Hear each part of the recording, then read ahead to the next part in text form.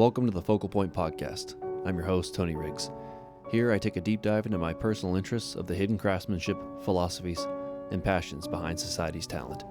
If you're intrigued by artistic nuance, please subscribe and follow on my YouTube channel, Spotify, and Buzzsprout. With that being said, let me introduce you to today's guests. What if we've changed and we're awful people from the last time you talked to us? Then this is going to be an even more fun interview because I have nothing to hold back now.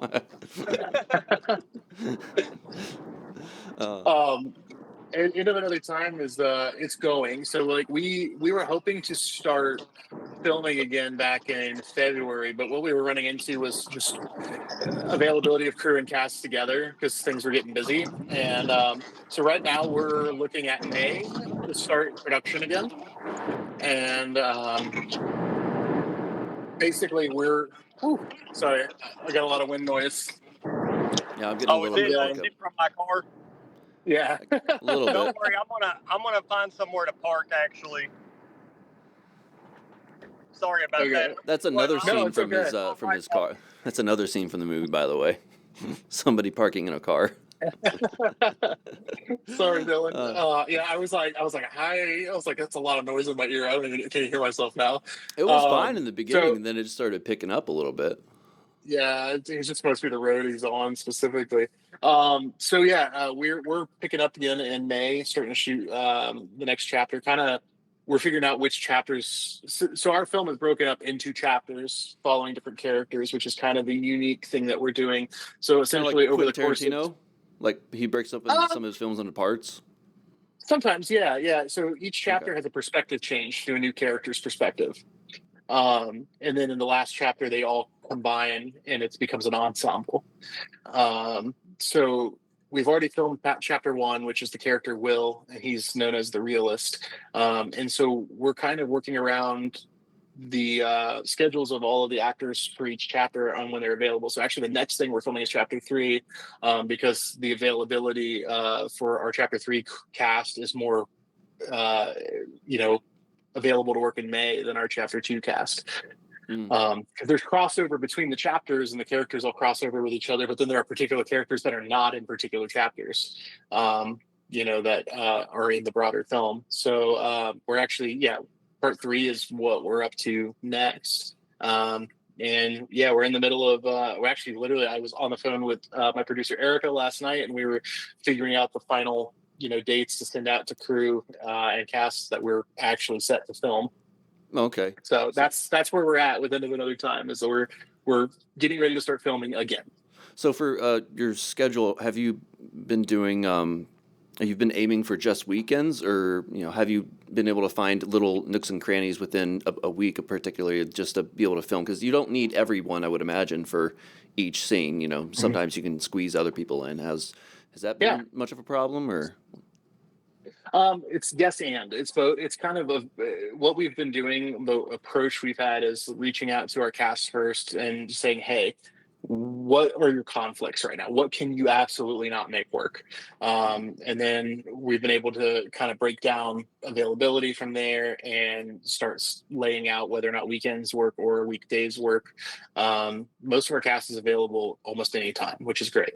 The big key for us is locations. So some of our locations are like, hey, we're willing to let you use this place for super cheap, but it has to be on a day we're closed. So sometimes that means shooting on a Sunday when you don't want to shoot on a Sunday. Sometimes it means, shooting overnights because that's when they're closed.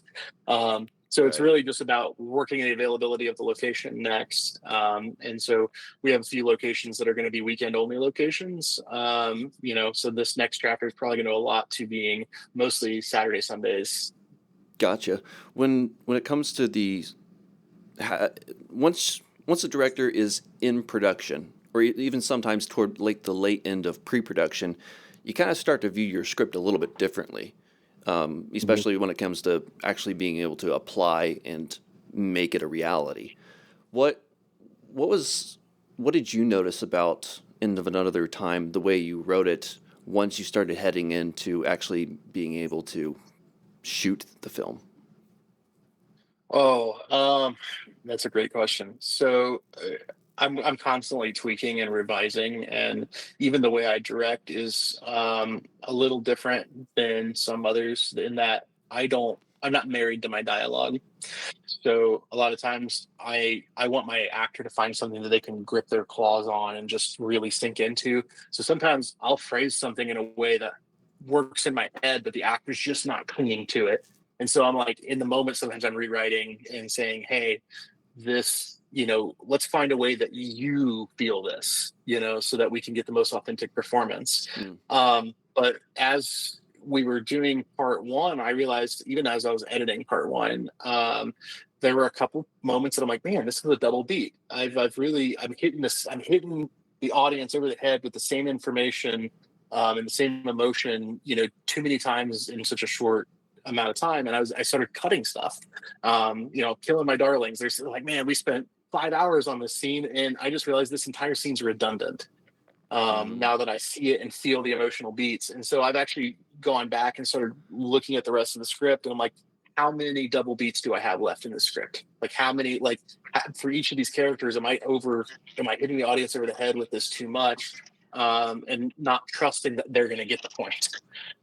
So it's been a little bit of that, is just refining. It's stuff that I'm trying to edit in my head beforehand because we don't have the budget to waste that kind of time, Gotcha. shooting stuff that we don't need.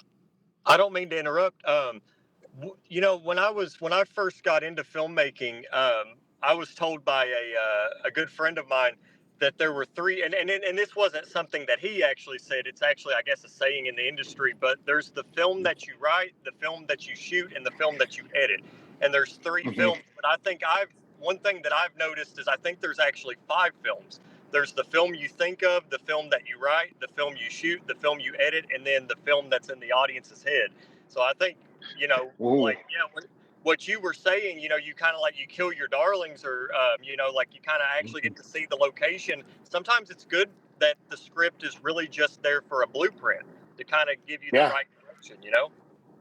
Absolutely. I'm glad you said it that way, because there have been so many times where like my vision may have been completed on a project, and I'll have an audience member at a festival or something come up to me and be like, oh man, and they'll tell me that they got something completely different out of that film than I ever intended. And they're like, wow, I just can't believe the way you played with this. And I'm like, man, that never crossed my mind. That it was sometimes the story is just as simple as, this is the story I wanted to tell. And there isn't that extra layer, but they're finding those extra layers that maybe they're subconscious, or maybe it's just something that's going on in that person's life, and this is the film they needed to see in that moment to trigger that. So I think that's one of the beauties of it, is that you're right, that there is the film the audience sees. I mean, I watch films all the time, but I get a different tone and feel out of it, and something different out of it than maybe what the broader audience gets. And it doesn't mean that they're wrong or that I'm wrong. It's just how the art spoke. I think the way that people watch films also affects the way that they relate to the film. Even if you have a very coherent and consistent thread that goes across, the audience, and everyone kind of agrees, oh yeah, we did watch the same thing. If you have, for example, with An End of Another Time, it's an ensemble cast. Based on how they relate to one character versus the other, it's going to change how they view the story. Yeah, absolutely. And I would say that even when we did the table read for that,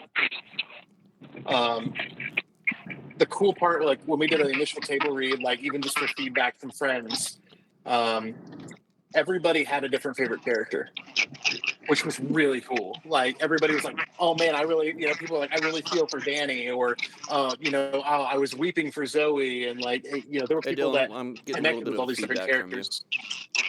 Oh, I'm actually parking now. Oh, it's a mirror. Go ahead.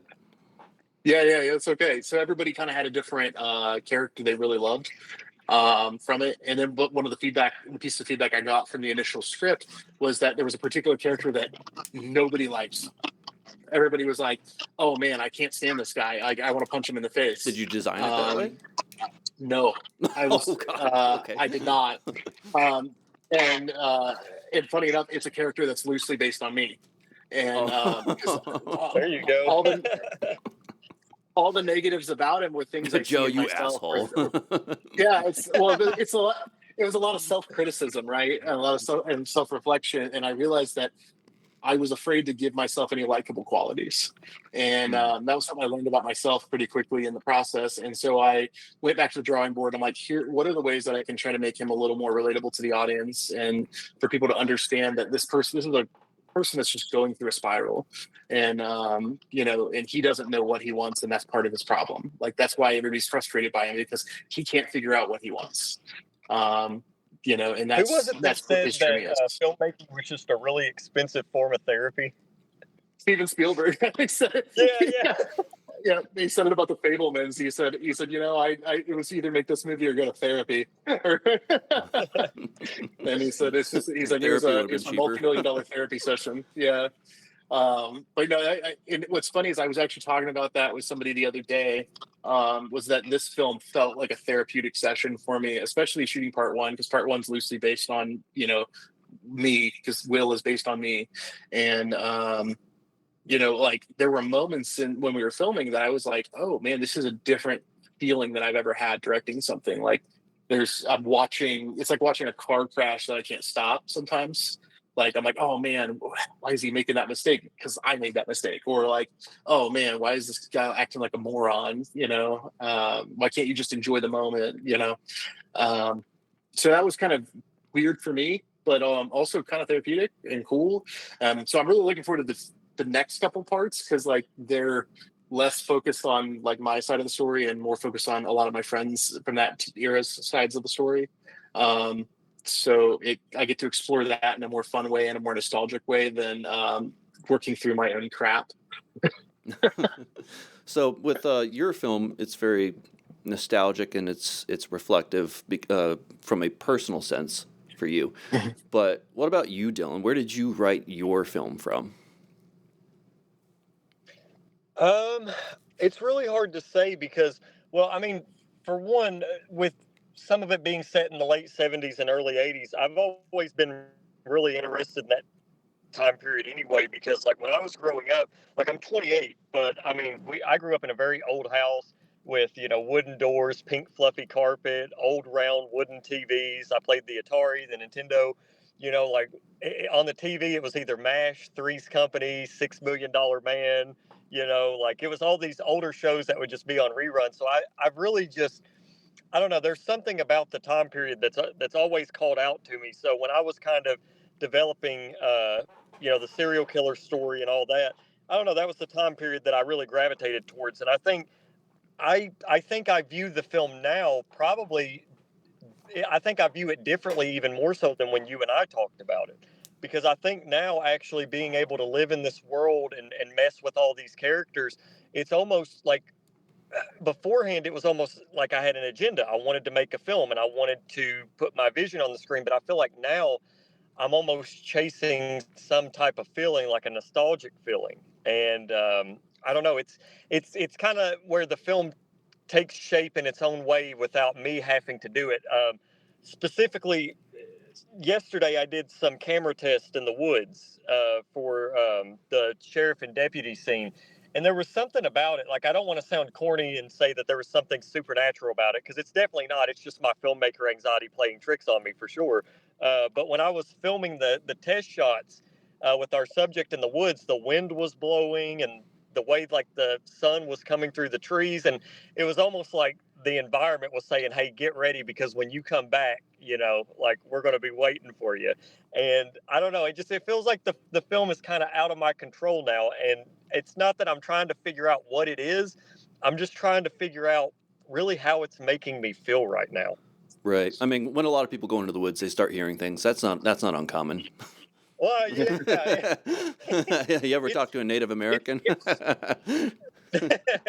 it's it's strange because I feel like, I don't know.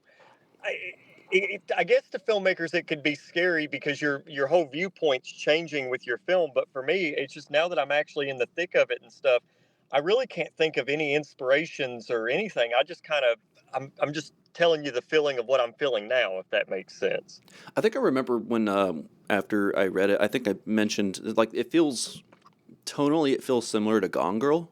Is that accurate, or is that still accurate? Yeah, I've actually had when it comes to comparisons with the film, I've had a few people say that it kind of reminds them of Zodiac, Gone Girl. Um, Someone actually, I talked to someone and they were like, "Your elevator pitch is The Notebook meets Silence of the Lambs," and I was like, "That's very strange because it's going back in two time periods where someone's telling a story and we're seeing the flashbacks, which is Mm-hmm. basically The Notebook, and like The Curious Case of Benjamin Button." So yeah, I would have agreed with you. I would have said like Gone Girl, Zodiac, Silence of the Lambs, but some people have just thrown out films that I'm like, really? That's what you got from reading the script, and so there's no telling what the audience is going to think about it when they watch it. It's Gotcha. Yeah. Joe, with you, tell me about your pre-production process that you worked with Erica, your producer, on, and how has that played out? Has it played out according as you thought, and have you needed to adapt it certain ways because of schedules? Like, what's happened on that front? Yeah. Well, number one, Erica's super organized and I'm super scatterbrained. So that helps already. Um, the pre-production process is fun because for a long time I was my own producer for a very long time. And You're like, oh, too long. Thank God. yeah, trying to keep everything organized in my head while also being the director and trying to be creative and trying to I don't know, be able to like be friendly to everybody on set and like build that trust with my actors. I'm also having to be the bad guy and keep things moving sometimes when I don't want to. So I was like my own AD and my own producer early on, and it was just didn't work that well. So like Eric and I are a great tag team because like I go out and build connections with people and like can find locations pretty easily and make friends with people to try to get spots. And Erica is like, she brings that sense of professionalism that I need because I constantly, like John Mulaney calls it, running for mayor of nothing, where I'm constantly shaking hands and kissing babies and like trying to be friends with people who don't care that I want to be friends with them. And Erica gives that sense of professionalism and reels me back in from being overly relatable to people. I'm like, hey, I want to know everything about you. And she's like, let's just get to the questioning. Like, they won't waste their time, Joe. And I'm like, thanks. So that's been the best part of the process is that I can easily say, I don't know, ask Erica. What was you Erica's know, biggest concern, logistically speaking, going into production, or that you foresaw in logistically, pre-production? oh, I mean, that we might not get funded. Like, I mean, there's always a possibility you're not going to have the funding, and we're going to try to make it happen whether or not we have the funding. So, just on a whim and a prayer, and that's always going to be the biggest challenge of a production like this. And we haven't been fully funded. We're just making this happen on pennies while we're trying to live our dream of making this feature.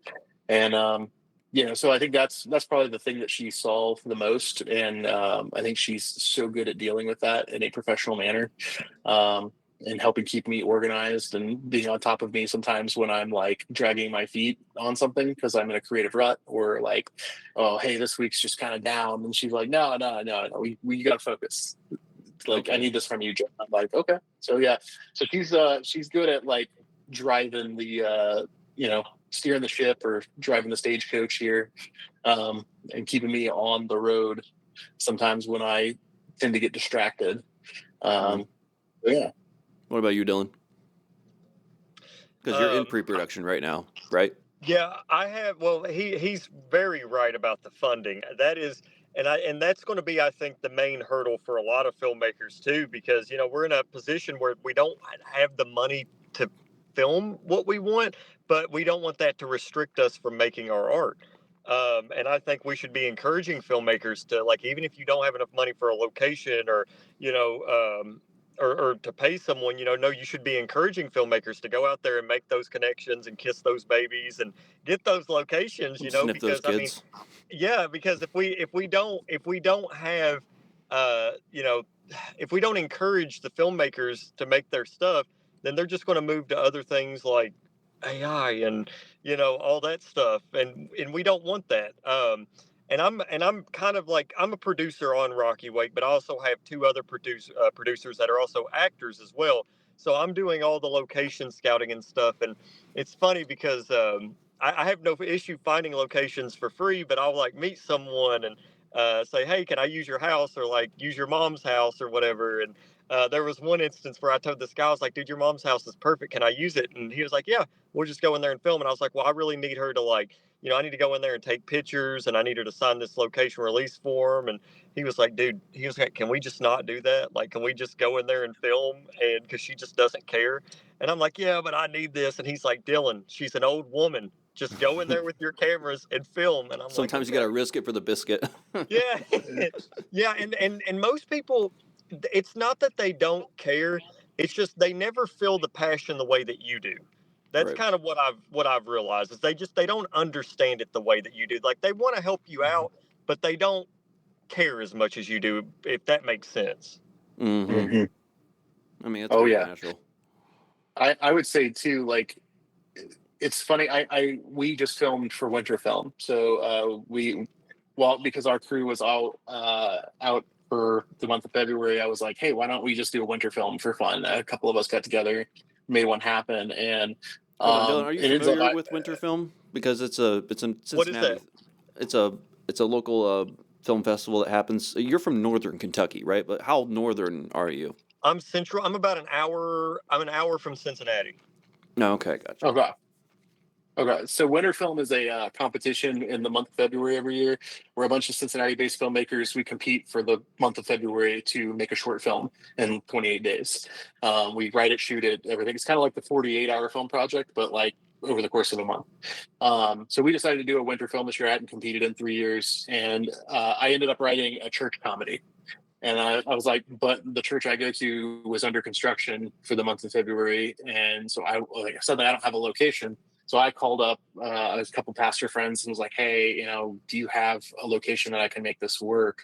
And so I called in that favor, and I'm like, over the phone, I'm like explaining, I need you to understand what this entails before you agree to it, because like it's invasive. It feels invasive. And when you see it happening, you're like, we're taking doors off of hinges and moving things around. And they're like, like they're watching this happen. They're like, we thought you were just going to show up with a camera.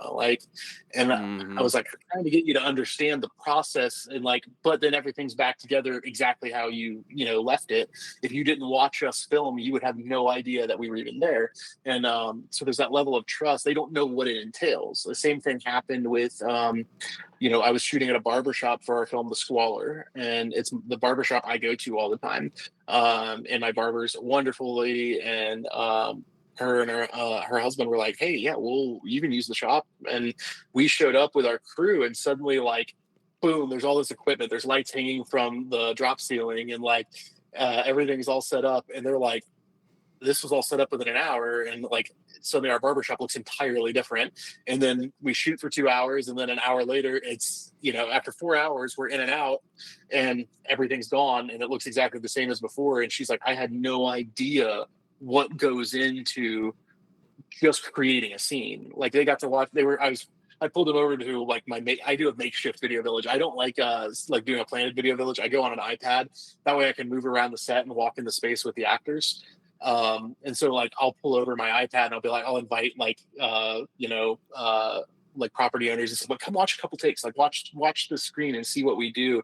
You can kind of see how we move the lights and how it changes on camera. Because I want them to feel like it's a good experience. Like, oh, I just learned something. I learned how this process works, which I think has made it more effective when I get to locations rather than it feeling invasive. Well, I think a lot of people, a lot of filmmakers anyway, they forget that many people don't know what the behind the scenes look like of a movie, which is Yeah. why they're excited at first to be able to be like, oh yeah, come make your movie. Mhm. I want to see how a movie's made. And then they see like everything get turned upside down and inside out, and they're like, oh no, did I just ruin my life? And they're like, no, we're gonna clean up. It's fine. Mhm. Yep. Yeah.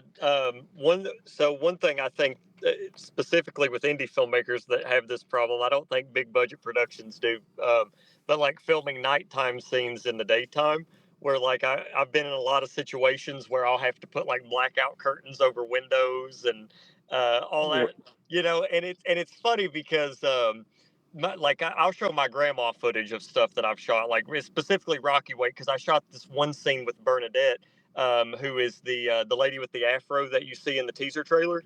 Mm. Uh, and I showed my grandma that, and I was like, yeah. So I was like, that is set around midnight, but we shot that at like 4 p.m. in the day, and all that stuff. And I'll try to explain it to her, and she's like, I mean, she doesn't really care, but at the same time, she thinks it's cool. But yeah, nobody really knows what goes on in production. Like, especially when you're watching a shot, like you see this nice, clean, beautiful shot. I promise you, if they were to take the camera and drop it, you would see wires everywhere, an Apple box, you would see Yeah. plugs everywhere. And The most fun thing to explain is to the location owners is that gaff tape doesn't leave residue, and because they just start Mhm. seeing duct tape yeah, go up everywhere, and they're like, "Oh no, I'm gonna have all these lines everywhere." It's like, no, no, no, Mhm. no, like it's fine.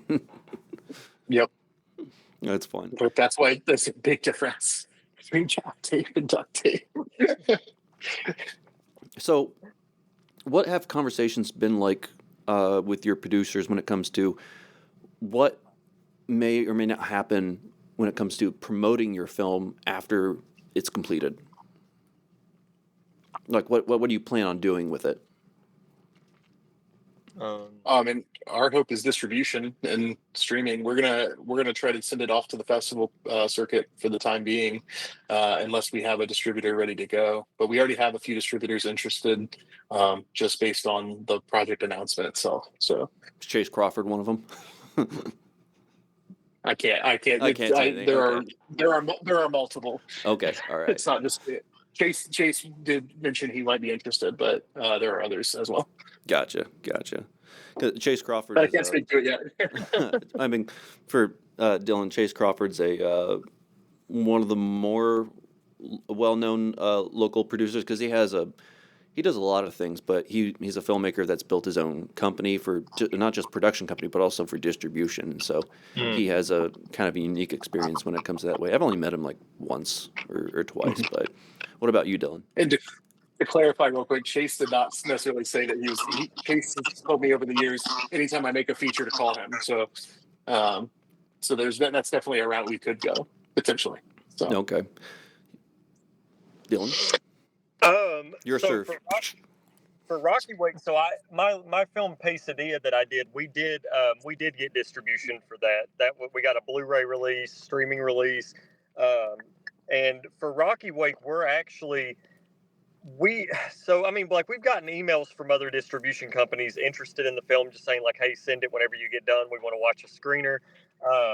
But the boat that I'm in is we're actually going to do a road show when the film is done, and that's just going to be to promote it. Like, we're going to do like a local premiere, like a local, not necessarily completely local, but like when I'm talking about local, Kentucky, Ohio, Indiana, we have a few theaters that are interested in showing it. So once we get done with that run of things, I could go to the distribution company that I have been working with, but I do want to try out self distribution at least for a very limited time, because the money that I've made from Pesadilla, I mean, we probably could have made a majority of our money back, but distribution companies, they take like 50%, and then you pay taxes on all of that. And there's a few distribution companies that I've kind of looked into. Have you guys ever heard of Gravitas Ventures? Nope. I actually really like the way that they do things, because they do a streaming only distribution deal, where essentially they'll take your film and they'll put it on streaming. So they'll put it on Amazon, Tubi, sometimes Hulu, Netflix. Like, they can get them on those platforms, but they take 30%, you keep 70%, and you're allowed to outsource your Blu-rays. So if you want to make your own Blu-rays and sell them, you can. Or if you have another company like a boutique Blu-ray company, they're allowed to release the Blu-rays as well. So we don't necessarily have a clear plan for distribution. We know that distribution is on the table. We just want to make sure, from past experience, we do the right thing this time around. Because we have a bigger budget than we had with Pesadilla, and we want to make our money back, and hopefully have a good return on investment to make more films. Have you guys noticed actually is that hard things like DVDs and Blu-rays are actually kind of making a little bit of a comeback now? It's sort of becoming the new vinyl. And I know this because firsthand, because my younger brother lives with me, and he's been collecting these like collector steelbooks of his favorite films. And that seems to be, I don't know if it's just my algorithm, but it also seems to be a trend that it seems to be happening. And one of the saving graces, if that actually does come to fruition, on a popular scale, it's gonna help indie filmmakers out, because that's a majorly lost income stream that hasn't been around for about, I don't know, 10, 15 years, something like that. And it's the biggest one too, because when I would get basically my paychecks from Bayview, they kind of tell you like how much money you've made off of like the streaming services, like different streaming services, basically. And the first paycheck that I got from Bayview for Pasadena, we made over 75% of our revenue from Blu-ray sales. We sold like 250 something Blu-rays. We sold like 250 units of Blu-rays for Pasadena, and yeah, I mean it's because you're selling the film at that point for like $25, sometimes $30 for Blu-rays. I mean, I don't set the prices for it, but like I'm usually used to paying around that, and you get to just keep so much of that because it only costs like $2 to make and print these things, and then you're selling them for 30, and you get to keep all that income.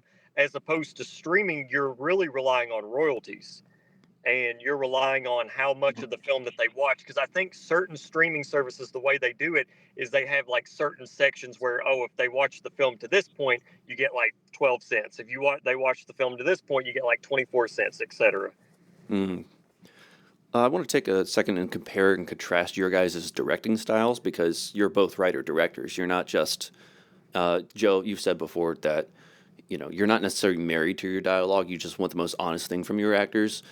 Dylan, when it comes to getting a decent performance, as well as Joe, what's the first thing you focus on when it comes to not just relating to your talent, but also guiding them to the performance that you're hoping to get? Well, rehearsals are very important. I like to work with my actors and kind of because I'm in the same boat. I'm not really too married to the dialogue because I mean I really don't think you can be to an extent because you could write something and they could word it or say it in a way that's better than the way that you wrote it, and that actually happens a lot. So I usually try to rehearse as much as I can, but sometimes when you're working on indie films, you kind of film the rehearsals anyway, so you have it.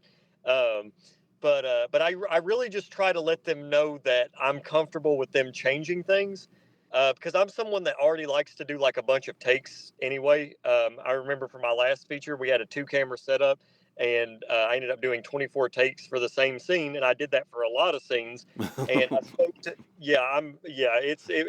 it was a problem there for a I'm little not while. married to my dialogue, but I will try it every which way to Sunday just for Yeah, fun. and I did do that, and there was a woman that I worked with on Rocky Wake. Her name is Suzanne, and dude, she is so fantastic. She was the older woman in the hospital bed, and we kind of talked, and she wanted to know the way that I worked and stuff, and I told her I was like, look, I do a lot of takes. I hope that's not a problem. And she was like, well, that's not a problem, sweetie, but we're going to get it done in 5 takes.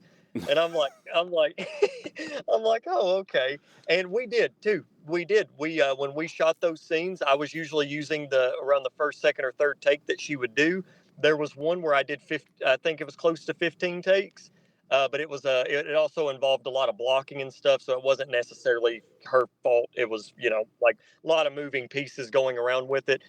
So it's really just trusting the actor. You really got to let them feel comfortable with the story because even though you wrote and you're writing and directing it, they are taking their time and a piece of themselves and putting it in the film, and you have to trust them to do that. Mm-hmm. Joe? Yeah. What's funny when talking about takes, if I get to more than 5 takes, I'm like, okay, we need to reevaluate where we're at. Because I work, what I try to do is, we jokingly call it pre-direction. I spend a lot of time with my actors, deep diving their character, ahead of time and kind of the tone I'm looking for from them. And I try to establish a like kind of, tonal scale from 1 to 10 of where I want them. Like, hey man, when we get to this 4, like, this is where I want you baseline. And then that way, when we get to that 8 or that 9, it feels like an 8 or a 9. And then when we get to the 10, it gets crazy. Um, but I try to bring it back to them finding a nugget that they can hold on to that makes them feel like this is real for them. And so I always describe it to them at the very beginning of the process. I'm like, you and I are going to birth this person together. We're going to parent and raise this character up together. I was like, they're from my head, and you're going to breathe life into them now. So let's find a way that we can both, come together and find what fits my vision, but also that you can sink your teeth into and really feel it and live in it. And it starts by building that connection of trust. And I tell actors early on, I'm like, my job is to tell a story. And in this job, I was like, I'm going to be as straightforward with you as possible. I was like, I'm going to be as loving and respectful as I can about it, but at the same time, I'm going to be straightforward with you because I don't believe in just saying good job. I want to say, that was excellent, or hey, we're not there yet. And I want you to understand that in trust that I'm going to catch you when you fall and help keep you on the ship, not falling over the ocean. And then in turn, I can trust them to breathe life into this character when they have ideas and sprinkles like, yeah, this could be better, or improve upon what I had in my head. In a lot of ways, in a lot of cases, it does. But then there's also that trust of, hey, I appreciate what you're trying to do, but it's not meeting my vision. It's just not there. It's not. It doesn't. It feels out of character or out of place. So let's get back to where we were. So it's like it's that back and forth trust, that friendship and kinship with my actors that I'm able to kind of foster. And so, like, a lot of times, that's why I like to use actors I've worked with before, or I'll bring someone in for a supporting role and kind of start building that trust. And then when I had them available for a lead, then boom, we've already got that trust and that rapport, and it's so easy to plug them into a lead role, so that we can get more out of them and the best out of them. Because I always tell them, I'm like, I want to challenge you to do something you've never done, or to think think about a character the way you've never thought of one. Because I think so many actors in this area get typecast and underutilized when they have more to them. So I like to take actors that are, being typecast into particular roles, and like, let's flip that on its head and do something abnormal that lets them play. Mm-hmm. That happens a lot in the indie world, is where one person will do a role really, really well, or a type of role, and then everybody in the community will be like, "Oh, I got a similar role like this. I'm Mm-hmm. gonna get that person," and then Mhm. they kind of get pigeonholed a little bit. I remember every almost every female actress that I've had on the show, they all want to say, "I want to do a comedy." And it's because they're used to crying all the time, and they're tired. And they're tired of it. Mhm. Uh, Yes, that's actually what I did for Winter Film. I ended up doing a comedy and starring Brandy Botkin because she never gets asked to do comedy, and I'm like, she's hilarious. In fact, she plays the role so earnestly, like that.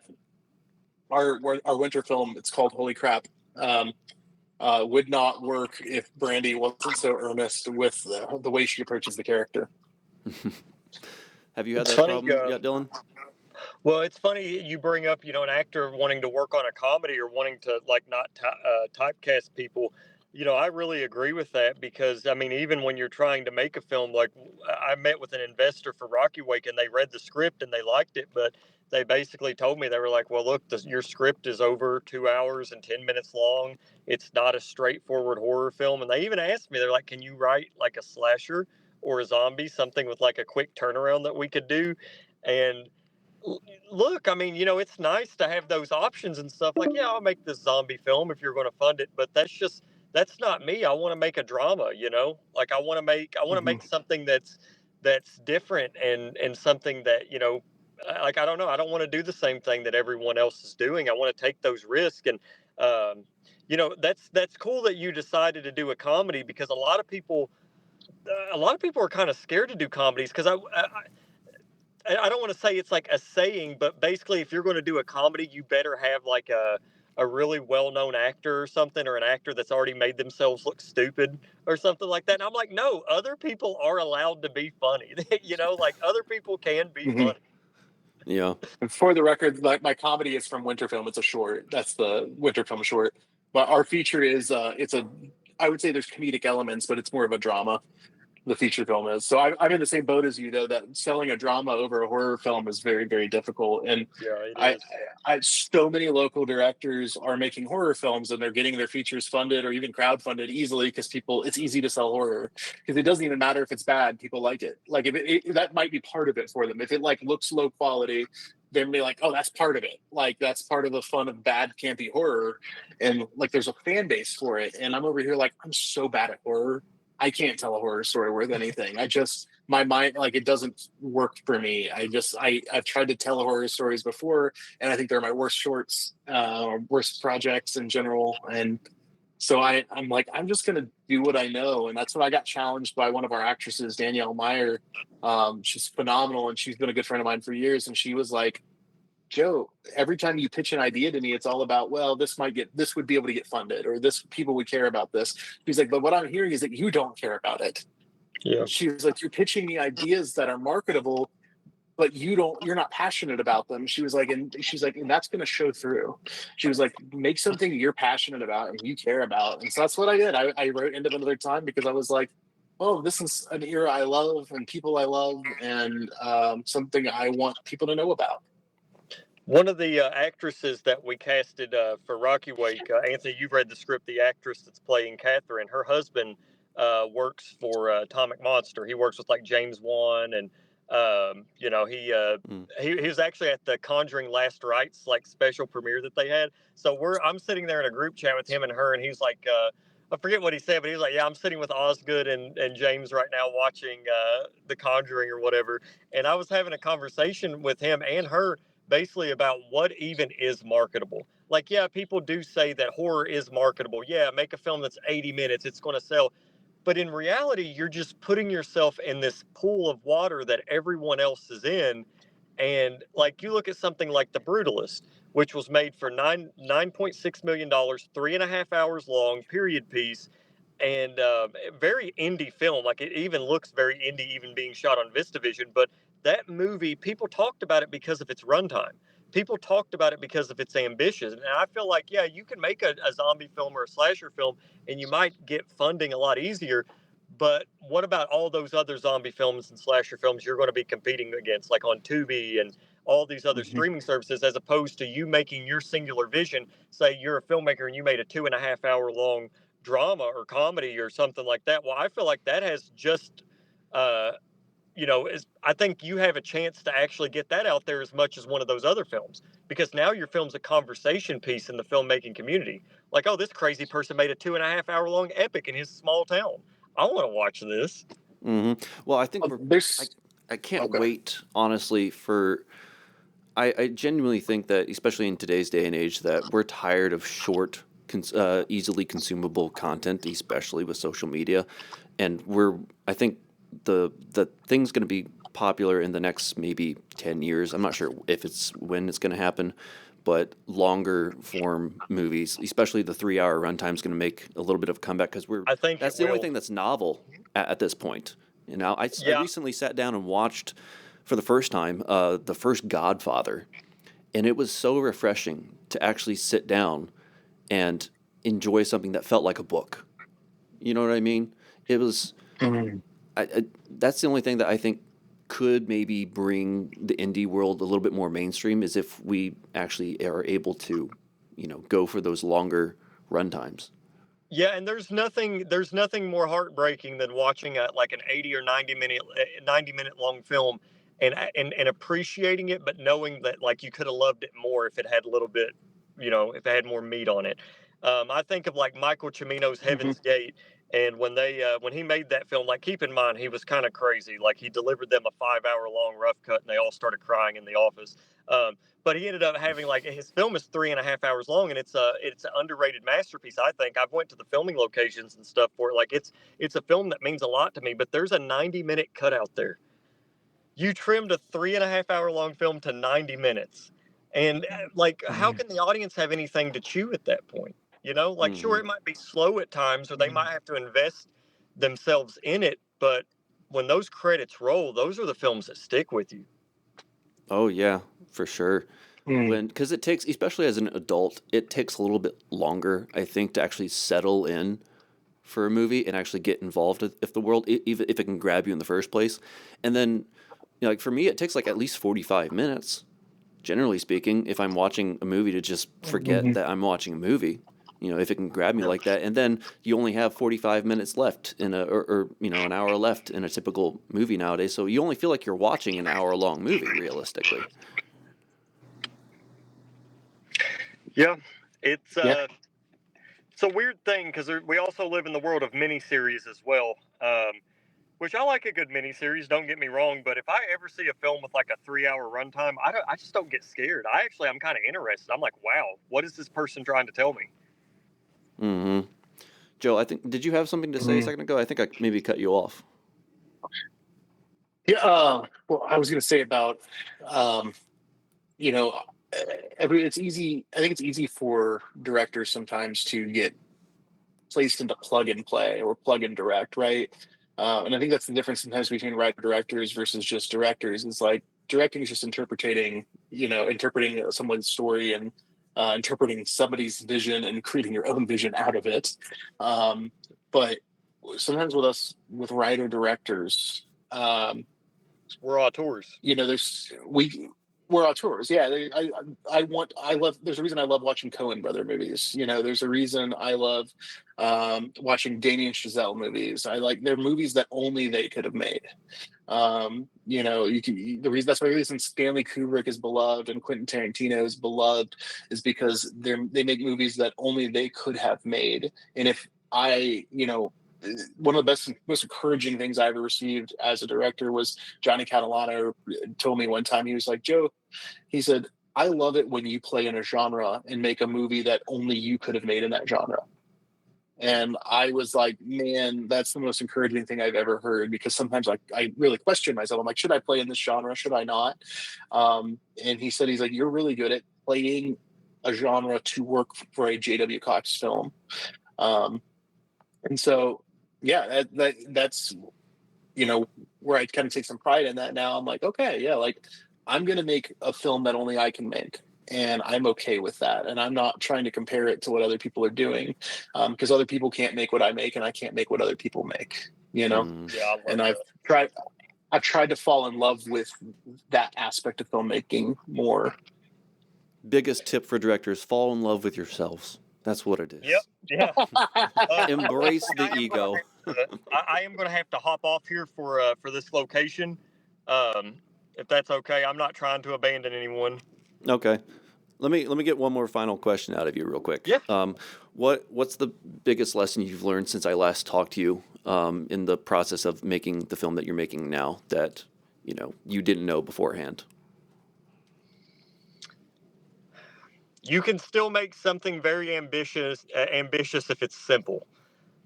I think my next film, I'm so glad my next film that I'm writing is contemporary. And the film that I'm writing two features right now, one's contemporary and one's set within the span of 48 hours. Um, I don't think I'm going to work on a like 2.5 hour long period piece for a very long time. You're traumatized.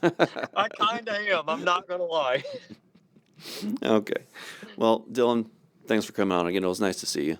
Thanks for having me. Sorry about the car and everything. Yeah, yeah. You're good. It's nice meeting you, Dylan. Nice meeting you. Good luck on your film, Joe. You too. Take it easy, guys. Deuces. All right, Joe. It's just us. It's just us. It's just us again. Oh, same question to you, man. What have I learned since the last time? Well, I think what I said about learning to appreciate myself and what I can do has been the big thing. Um, you know, trying to, because I think it's easy there's a level of trying to stay humble and not get a big head about anything. And, but sometimes it can become self-negative and self-deprecating. And so appreciating that, I, Joe, make Joe films, you know? Right. I make films that, so I think it's been kind of finding a way to appreciate that and tell stories that only I can tell from my perspective, um, has been probably the biggest lesson I've learned, and not feeling like, and to stop. I mean, I think there's always that level of comparison with other filmmakers, but to stop caring about that as much. Right. I mean, because Yeah. you're there's a real worry, I think, for the people that are similar in that way is that if they start embracing that, they're worried about developing an ego, and then Hmm. becoming that Yeah. insufferable artist that nobody wants to Yep. be around.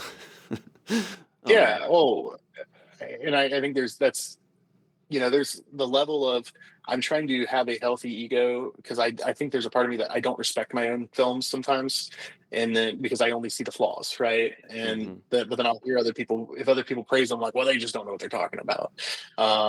There's a part of that, and then it's trying to understand, like, hey, sometimes I do tell fun stories, or sometimes I do have something to say and it's interesting, and that's okay. Like, it's okay to have my voice, and be proud of pieces of it. So I that's a big lesson that I'm constantly trying to push for myself, is mhm. to have a healthy ego about it. You know. But the most well, like I wrote my last feature. I finished. I think what was it around March of. It was either last year or the year before. Actually, I think it was last year. No, it was the year before. Never mind. Time doesn't exist anymore after 25. It's all it's um, because the script was 170 pages, and I'm like, at the first editing pass that I made through it, I'm like, oh, shoot, there's nothing I can take out because a lot of the fresh, it was still fresh in my mind of what needed to be there, or Hmm. or even how I put it on. But once I started editing, going through it, I'm like, oh shoot, this scene actually isn't necessary. But what was Hmm. weird about discovering that is that it didn't feel bad. It felt like a relief. I'm like, oh, Mm. okay. I don't have to. I don't have to have this scene in there. And there was this because when you're writing or even creating in general, there's this pressure to make it the best that can possibly be, and that usually lends itself to doing more, not less. Hmm. And now that I'm also working on writing my next feature, because I'm doing that right as I'm finishing the final edit, like like the genuine actual edit of the script. I didn't anticipate that would be a lesson that I would learn because when you finish your like a work of art or you feel like you finished it,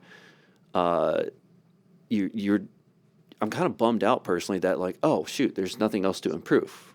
Because as an artist, you always kind of want to keep on fixing it until it's absolutely best, and that's why I think the saying goes is that they're never finished; they're just released. Yep. Absolutely. I'll say, even with the process of End of Another Time, um, figuring out how to write that in a way that I can still, I like cutting scenes is being incredibly difficult. Oops, I dropped something. Um, Cutting scenes has become incredibly difficult even in the writing process, because the challenge I've run into the most with End of Another Time is that, because there's these partitioned off chapters of the film and they're following different characters, the characters, each chapter has to have its own little arc. It has to have its own character arc within that chapter, but then a broader character arc in the entire film. Mm-hmm. So refining those and finding that, and then, like, sometimes I was coming into situations where I'm like, man, I haven't heard from this character in a while, and or hey, I don't feel like the audience is going to even remember who this is if I don't find a way to tie them back in. And so I tried to find some creative ways to tie in the characters into each other's chapters. Mm-hmm. One second, I'm gonna Um, have to wait. Oh, shit.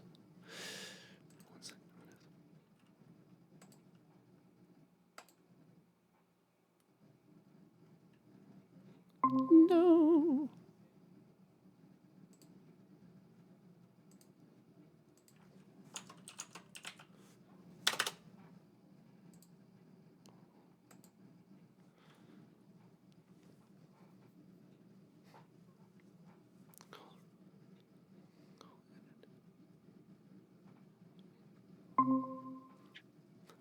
Welcome back. I saw that clock going down. I was like, I'm going to stop my phrase right here because it's going to stop me. Well, that was the first time, for some reason, I guess, editing or the Google Meet, after like a certain period of time now, they require you to upgrade to a premium plan in order to keep the calls going. Because I've had like hour and a half, hour 45 calls before, but now Yeah. I'm getting that notification and it's just like, your call is ending in under a minute. I'm like, why? Yeah. But to finish what I was saying, there's just that finding the characters, ways for the characters to grow throughout the story and not just in their own chapter, became the challenge. Because like when I'm making a film that's loosely based on real events, and so a lot of the scenes in there are real things that happen, but I'm like, well, that person wasn't present for that thing, but like maybe for the movie, he or she does need to be present, so that so I can find a character moment for them that helps build their broader presence. How did you, So kind of ride that line of, because you're telling things that are based on real events, but it's also, you got to make it a little bit more fictional in order for it to be an enjoyable film, obviously. Where did you yeah, find that line when it came to writing your story? I think the biggest thing was, number one, I didn't want to betray who my friends are. Mm. So like I tried to stick to the truth of the basis of their character. Um, and then like I did some name changes in some places where I was like, I don't want this person to be embarrassed by these actions. But I also wanted to like make sure I'm highlighting people in like a good light. Um, Because you in a know, real way, you are putting words in other people's mouths to a certain extent. Yeah, but then in some situations, I'm directly quoting them or paraphrasing something they said. So that, that becomes a little awkward at times, but it was finding the drama of it all, I think is what, there's definitely drama and friendship breakups and like band breakups and stuff like that. So I think it's easy to find the drama. I think the hard part was actually like making some of the outlandish things we said or did feel believable, because like I have things in the script that I've had crew members or cast members like text me when they read it, or on set be like, did you guys actually do this, like, Reality and is or they're stranger than like fiction. yeah, they'll be like yeah, that part's the fake part, right? And I'm thinking, I'm like, it's like actually a lot of the mundane crafts, the stuff that I had to make up, because it's like that's not the stuff. But that's also like when you're looking back at the past, like that's not the stuff I remember. Like I remember the dramatic stuff or the big stuff. I don't always remember those mundane moments unless they were mundane moments that meant something, right? So Mhm. like there's a scene where Will and Sam talk on the back of the truck, and they kind of have a heart to heart, and the real Sam is our drummer was a dude, and I gender reversed the character because I really wanted to work with Ashley Lawhorn. I wanted to bring a female perspective into the characters here, and Mhm. because there are changes to all of the characters. So, but as a nod to the real Sam, I was like, I'm going to keep her name being Sam.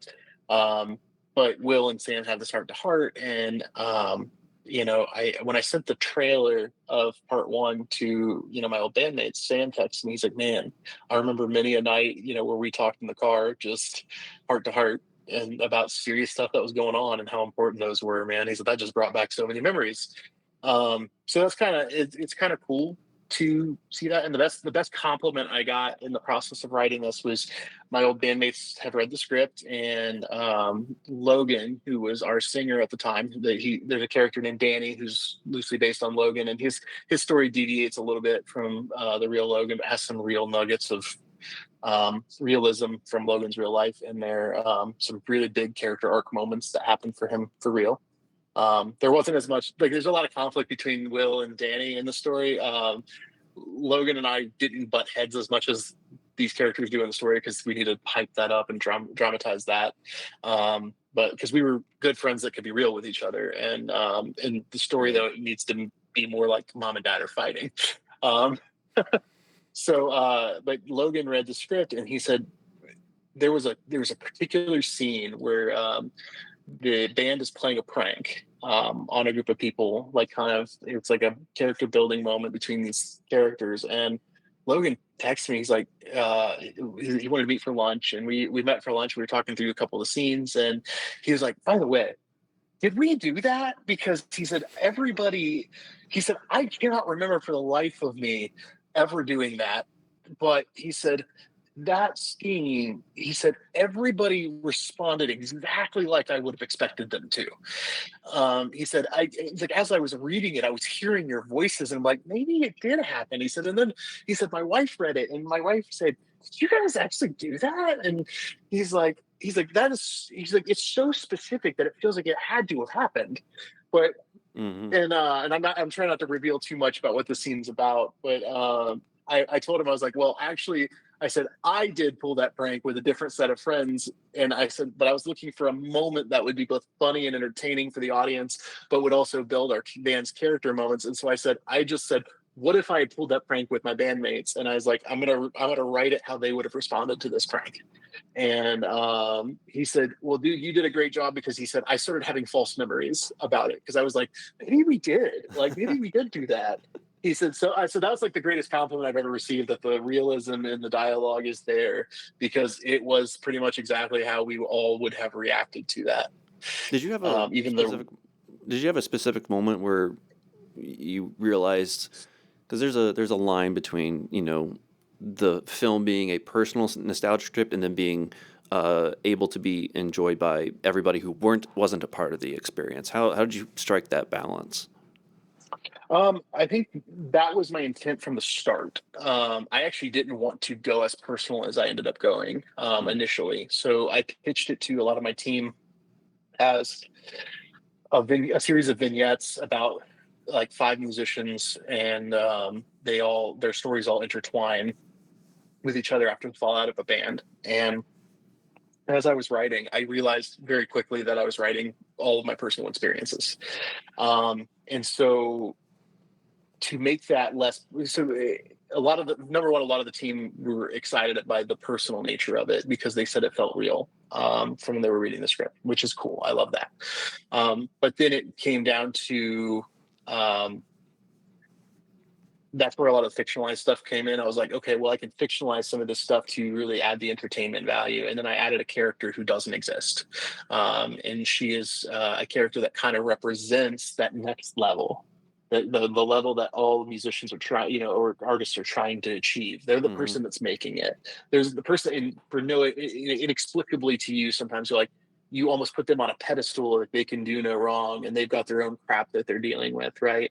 And they just have the work ethic and the talent. And that's the thing. Like, it's like, you might have talent, but do you have enough talent? Do you have that extra level to get there? Because, success is preparedness meets luck, right? Or talent, preparedness meets luck.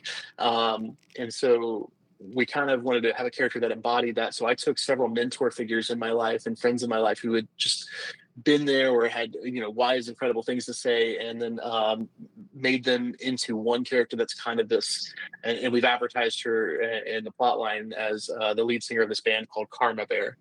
And her job is literally, she's this like almost sage-like figure to all these different bandmates. And as she appears in their stories, she sometimes is an advisor, sometimes she's an encourager, sometimes she's there to pick you up when you're down, and then sometimes she's the villain.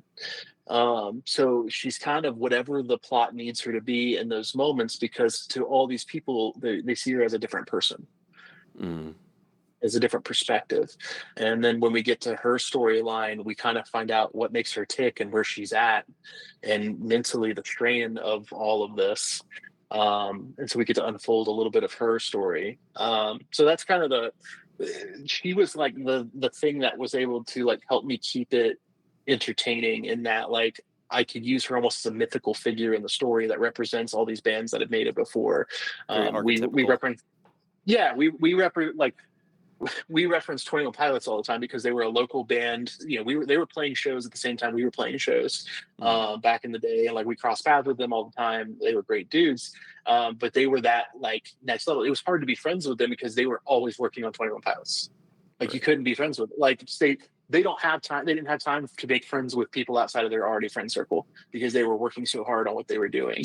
And so we wanted to embody that in a way through this character, um, that mythical figure. So that's where kind of I was able to find the line of entertainment and reality. And I took reality moments, and then I was like, let's take those reality moments and then expound upon them, intertwine some people. Like even Sam is a combination of my friend Sam, the drummer, but also my friend Liz, who is girls in the music scene were totally different than the guys in the scene. Like there was some tomboy aspects to it, and they felt like one of the bros.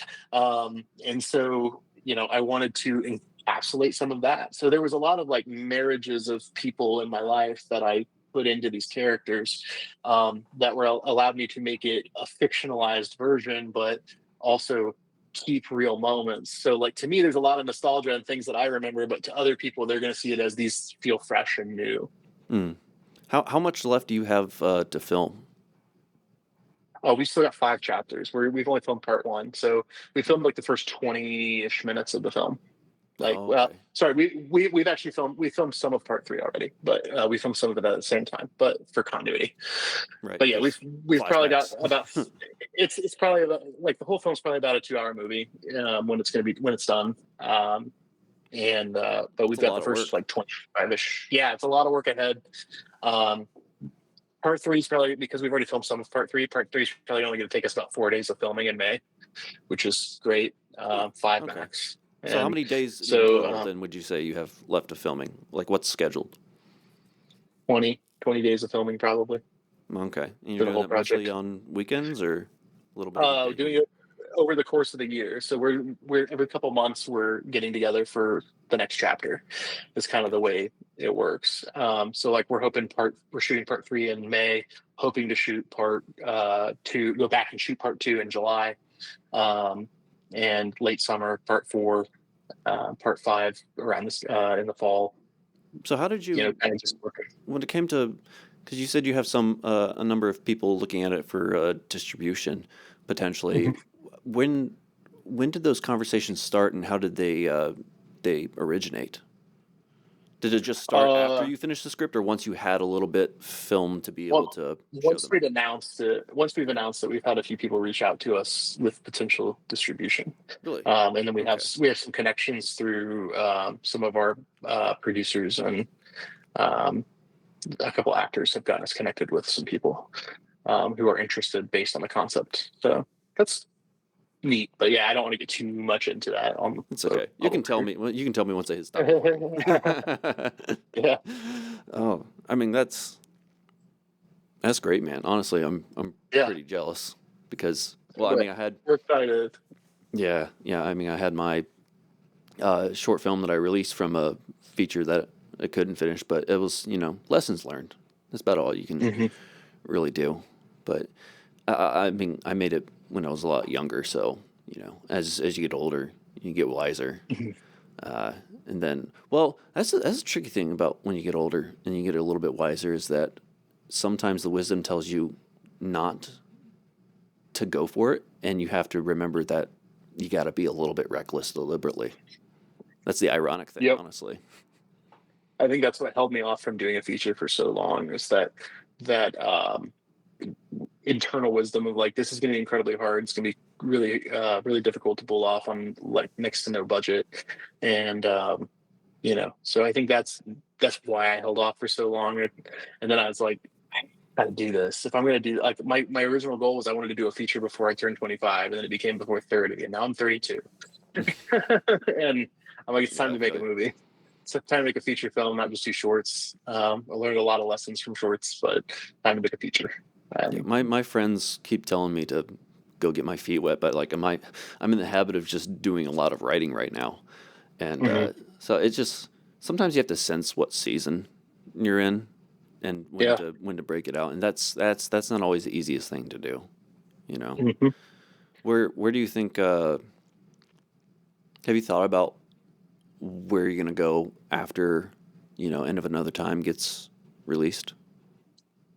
Oh no, I because I'm one of those people that like it's hard for me to think about the next project until my project's actually done. Mm. So it was unusual for me to even participate in winter film this year because in the middle of another time, I've got, I'm like, do I really want to spend time and resources on making a short film?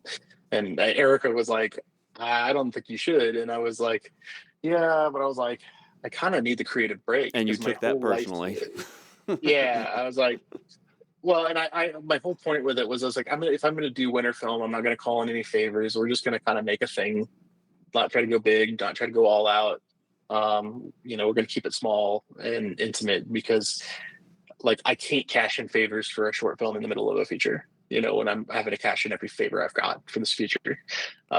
So we just got together with a few friends that wanted to be part of it, and we made a short form comedy. And I think hopefully people like it. I think they'll be surprised about it. I think they're not going to be expecting Brandy in this particular role, so I think it'll be fun. But yeah, that said, so like it was a nice creative break for me because it let me kind of play in a genre, and it reminded me what I love about making short films and making films in general. So it got me rejuvenated a little bit to go back into the rest of another time. That's great. It is also ironic. You made another film to feel rejuvenated about making another film. Yeah. Well, and keep in mind, like, End of Another Time has been a completely different process for me because it's so personal. Right. There's so many personal aspects of it that it becomes emotionally exhausting at times. So it was fun to make something that I had no emotional investment in, other than I wrote it and thought it was funny and thought it would be fun to make. So it just made for a different type of experience. So it rejuvenated me a little bit creatively, and it made me rethink even some processes that I'm getting into for filming the other parts of the film. Well, Joe, it's been great catching up with you again. Yeah. I really just wanted to do an episode checking back in on other people who are actively doing things. Because there's creatives who they do one thing, then they go off and do a couple other things, and then sometimes there's those types of artists, but then there's the artists that are that I wanted to check back in on that I've seen their work behind the scenes, and that I've talked to, so I thought it'd be fun. And like I said, it's been great catching up with you. Do you have any final thoughts you want to leave with the audience? No, first off, appreciate you inviting me back. I think you said this is the first time you've had a guest return. Mm-hmm. And this is technically my third interview with you. I keep forgetting about that. We had the one that had all the sound issues, so we did another one. We had the conversation that no one will ever hear, which is great, where I went on a rant about Sundance. Mm-hmm. Yeah. So and now they're not coming to Cincinnati, so we don't have to worry. Yeah, about they're not. So yeah, the rant was much worse about Sundance before the second episode. I still ranted about Sundance. But yeah, so this is technically my third time on, so I feel pretty popular, Anthony. I appreciate it. That's what I'm here for. No, I just appreciate if people want to follow End of Another Time. We're on social media. We're continuing to try to raise funds. We did just sign a partnership. We haven't announced it publicly, but we are signed up with a nonprofit to make all of our donations tax deductible. So we'll be announcing that very soon. We signed a partnership with a prominent group. So I'll be announcing that publicly, and Anthony will find out who it is right after he stops hitting record. But and there's going to be ways to continue to buy t-shirts and stuff like that. We're shipping out stuff from the Indiegogo, which is great. Sweet. Anthony's finally getting his shirt. I forgot about that. I'm going to get mine. Yeah. Yep, I actually have it in my truck right now. I just haven't shipped it. Fair enough. Right. Shipping all the stuff yourself is crazy, but yeah. So there's going to be other ways to promote and or help fund this film, whether it's buying T-shirts or enamel pins, and help support local art like ours. So sweet. Well, Joe, thanks again. Thank you.